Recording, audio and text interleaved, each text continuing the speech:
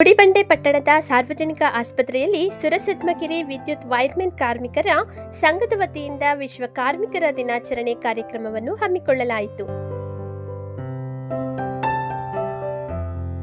ಕಾರ್ಯಕ್ರಮದ ಅಂಗವಾಗಿ ಆಸ್ಪತ್ರೆಯ ಒಳರೋಗಿಗಳಿಗೆ ಹಣ್ಣು ಹಂಪಲು ವಿತರಣೆ ಮಾಡಿದರು.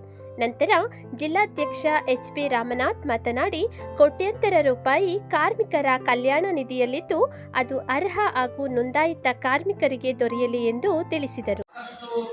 ಹಣಕಾಸು ನಿಧಿಯಲ್ಲಿ 3,500 ಕೋಟಿ ರೂಪಾಯಿ ಕರ್ನಾಟಕ ರಾಜ್ಯದಲ್ಲಿ ಕಾರ್ಮಿಕ ಇಲಾಖೆಯಲ್ಲಿ 3,500 ಕೋಟಿ ಹಣ ಇದೆ ಕಾರ್ಮಿಕ ಇಲಾಖೆ.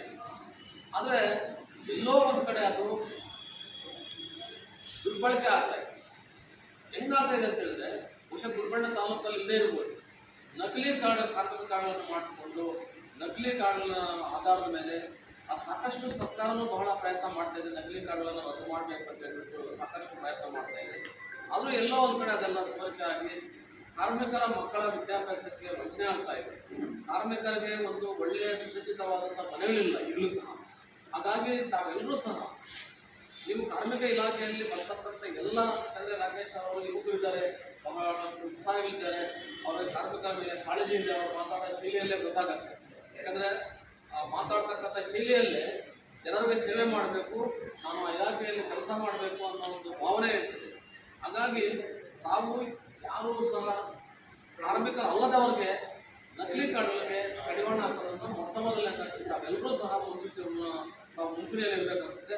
ಈ ಸಂದರ್ಭದಲ್ಲಿ ಸುರಸದ್ಮಗಿರಿ ವಿದ್ಯುತ್ ವೈರ್ಮೆನ್ ಕಾರ್ಮಿಕರ ಸಂಘದ ಆದಿನಾರಾಯಣಗೌಡ, ಅಶ್ವತ್ಥಪ್ಪ, ವೆಂಕಟೇಶ್, ಯಮನಾರಾಯಣ ಸೇರಿದಂತೆ ಹಲವರು ಹಾಜರಿದ್ದರು.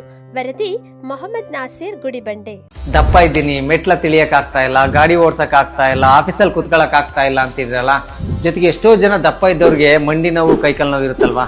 ಆ ಮಂಡಿ ನೋವು, ಕೈಕಾಲು ನೋವು ಹೋಗ್ಬೇಕು ಅಂತ ಅಂದ್ರೆ ನಮ್ಮ ಜೀನಿ ಸ್ಲಿಮ್ ನ ಯೂಸ್ ಮಾಡಿ ಸಣ್ಣ ಆಗೋದ್ರ ಜೊತೆಗೆ ಮಂಡಿ ನೋವು, ಕೈಕಾಲು ನೋವು ಸಮೇತ ಕಂಟ್ರೋಲ್ ಆಗುತ್ತೆ. ತಡ ಯಾಕೆ ಮಾಡ್ತೀರಾ? ನಮ್ಮ ಜೀನಿ ಸ್ಲಿಮ್ ನ 3 ತಿಂಗಳು ಕಂಟಿನ್ಯೂಸ್ ಆಗಿ ಯೂಸ್ ಮಾಡಿ ಸಣ್ಣನೂ ಆಗಿ ಮಂಡಿ ನೋವು ಬೈ ಬೈ ಹೇಳಿ.